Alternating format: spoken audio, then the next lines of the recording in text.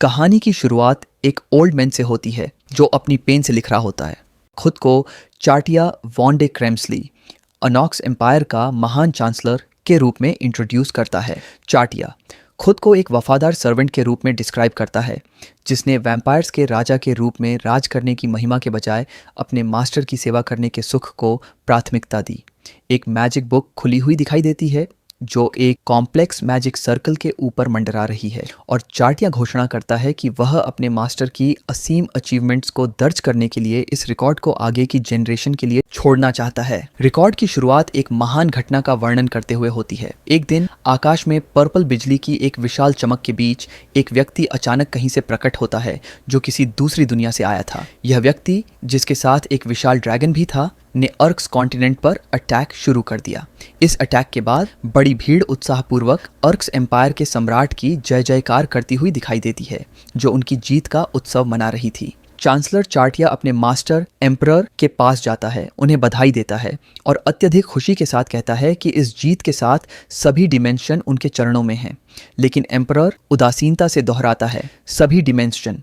Emperor अपनी पीठ chancellor की ओर करके अपनी बात जारी रखता है, अपने विचार व्यक्त करते हुए कहता है कि अंत में कोई भी उसकी मदरलैंड के बारे में कुछ नहीं जानता।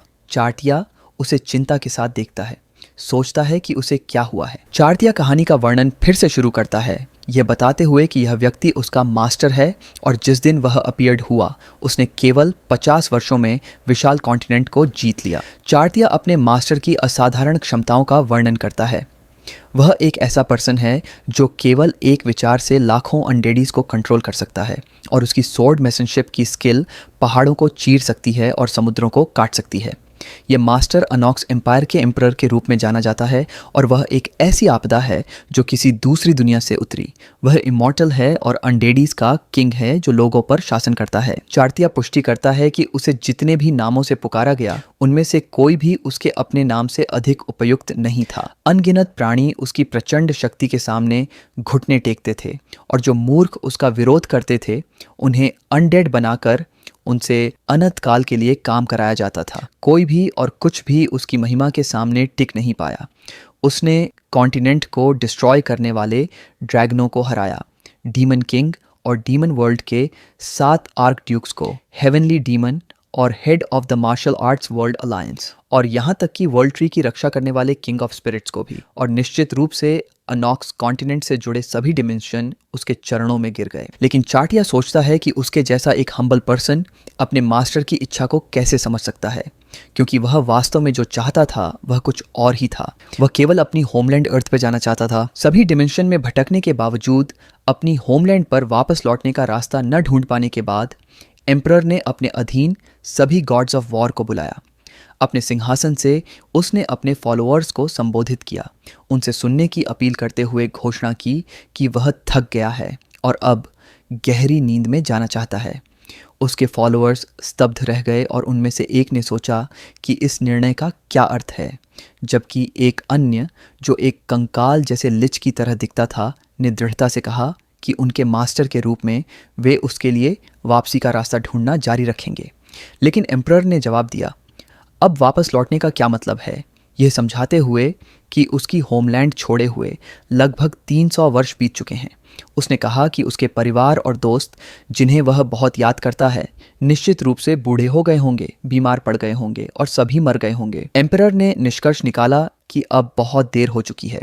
जब उसके फॉलोअर उसे उदास नज़रों से देख रहे थे तब उसने एक नया आदेश जारी किया, यह घोषणा करते हुए कि अब से सभी को केवल उसके लिए इटर्नल रेस्ट का रास्ता ढूंढने पर ध्यान देना चाहिए। फॉलोअर्स ने निराशा में चिल्लाकर उनकी महिमा के इस निर्णय का विरोध किया। चार्टिया बताता है कि उस दिन शाही महल में रोने की आवाज़ें रुकी नहीं थीं, लेकिन एम्परर के आदेश को चुनौती नहीं दी जा सकती थी। अंत में महल के सीनियर लीचेस ने एक सर्कल ऑफ डिसइंटीग्रेशन बनाया जो सब कुछ निगल लेने के लिए डिज़ाइन किया गया था।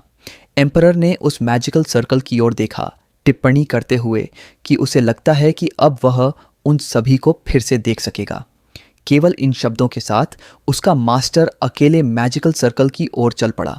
चार्टिया उसका पीछा करता हुआ उसे पुकारता रहा और उस क्षण चाटिया दृश्य में प्रकट होता है दौड़ता हुआ और जल्दबाजी में अपने मास्टर को जोर से पुकारता हुआ और मैजिकल सर्ल्से की ओर उसके पीछे दौड़ता रहा, यह घोषणा करते हुए कि वह मृत्यु में भी उसकी सेवा करेगा। जब एम्परर का पैर चमकते जादुई सर्कल में पड़ा, ऐसा लग रहा था कि सब कुछ एंड हो गया, या फिर चाटिया ने ऐसा सोचा। अचानक एक तेज रोशनी चमकी और एक आवाज सुनाई दी जो पूछ रही थी कि तुम लाइट बंद करके क्या कर रहे हो। एक व्यक्ति या यू कहे कि एम्परर, जो अब एक नए शरीर में है और जिसका नाम कांग जुन है, एक बच्ची को गोद में लिए हुए आता है और चाटिया को डांटता है उसकी कंजूसी के लिए और उसे आदेश देता है कि जब वह घर पर हो तो लाइट चालू रखे। चाटिया, जो मॉडर्न स्पोर्ट्सवियर पहने हुए हैं और अपना सिर पकड़े हुए हैं, जवाब देता है कि पूरे रिस्पेक्ट के साथ सबसे अंधेरी रात में एक मोमबत्ती सूरज से भी अधिक चमकती है। चाटिया शर्मिंदगी में अपना गला साफ करता है।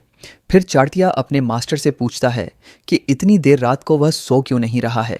कांग जुन, जो एक बच्चों के खिलौनों से भरे कमरे में है, जवाब देता है, यह पूछते हुए कि क्या चाटिया उससे मजाक कर रहा है, और समझाता है कि वह सो नहीं सकता क्योंकि बच्ची सो नहीं रही है। चाटिया झुककर अपनी माफी मांगता है। तब कांग जुन उसे चिल्लाने से मना करता है, ये बोलते हुए कि अगर उसने बच्ची को रुला दिया तो वह क्या करेगा, और वास्तव में बच्ची जोर जोर से रोने लगती है। कांग जुन गुस्से में चाटिया से कहता है कि उसने ही उसे रुलाया है, इसलिए उसे इसका सामना करना होगा। चाटिया सुझाव देता है, हमेशा की तरह पूरे रेस्पेक्ट के साथ शुरू करते हुए, कि शायद उसे खाना चाहिए, जिसके जवाब में कांग जुन कहता है कि उसने अभी अभी उसे बेबी फूड खिलाया है। फिर चाटिया फिर से उसी शुरुआत के साथ सुझाव देता है कि शायद उसका डायपर चेक करना चाहिए, जिसके जवाब में कांग जुन कहता है कि वह पूरी तरह साफ है। आखिर में चाटिया फिर से पूरे रिस्पेक्ट के साथ दोहराते हुए स्वीकार करता है कि अपनी हम्बल जानकारी के साथ वह नहीं समझ सकता कि वह क्यों रो रही है। तब कांग जुन उसे हमेशा की तरह बेकार कहता है। दृश्य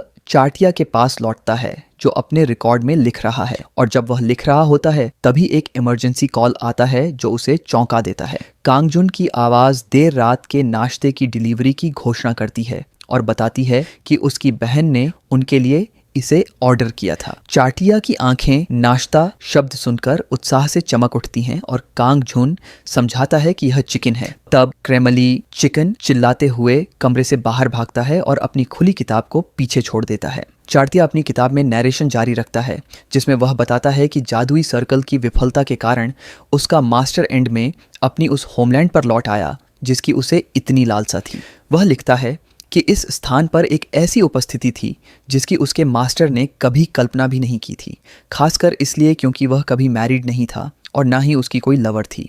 और दृश्य में एक रेड हेयर पिन दिखाया जाता है जो उनकी प्रिंसेस के लिए था।